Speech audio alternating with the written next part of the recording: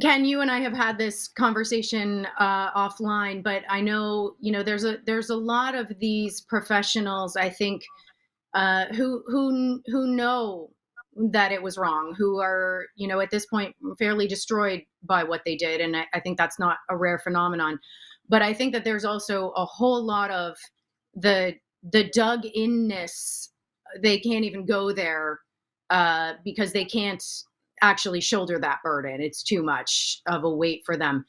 Um, how do you see? Because the real danger in all of this, the atrocities were committed. That is unquestionable, but the reality is that the changes that have been made now today to our patient rights and our medical rights, the danger really is that our medical system not only failed, but is set up now to fail us in the future. So, how do you think, aside from obviously you've put together this book, which is comprehensive, how do you think we can start to get the word out to professionals in a way that is going to hopefully make them realize, okay, yes, we all made these mistakes under the pressure and inducement of all of these different forces.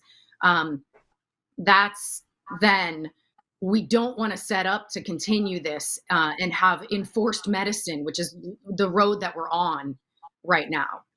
How do you see the ability to be able to talk to these professionals to prevent something like this from happening again, which it will if we don't course correct right now?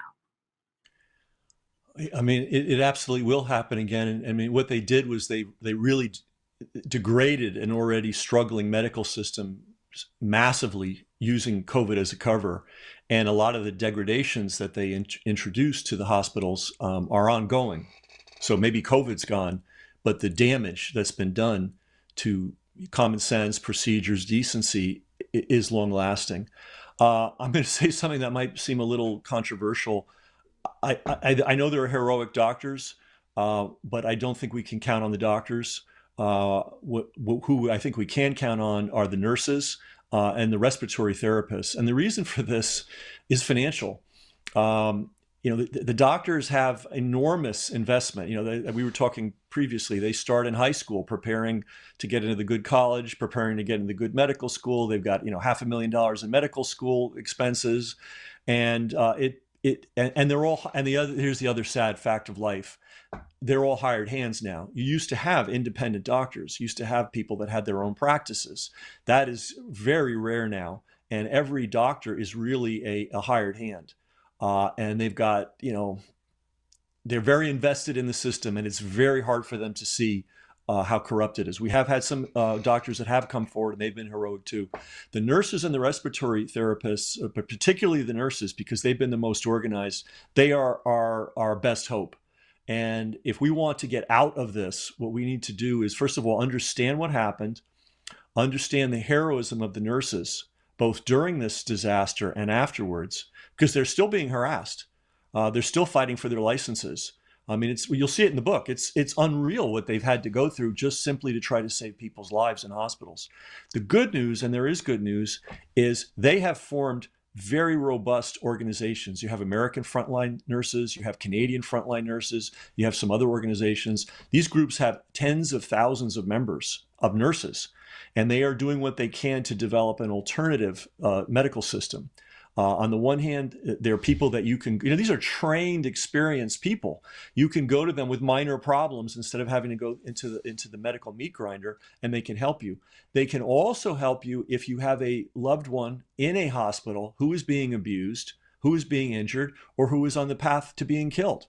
They can provide advice, they can provide intervention, and this is what they do. So these organizations, the doctor. I'm sorry to say, physicians have not created a similar group. It's the nurses. The nurses are heroes. These are our heroes in COVID. If we're looking for heroes, it's the nurses, and that's the reason. My inspiration for the book was getting to know their stories, and a lot of Yeah. us saw Nicole Sorotek, back in May of 2020, weeping at the catastrophe that was taking place. Unfortunately, that was a blip in our internet sphere, and it was gone.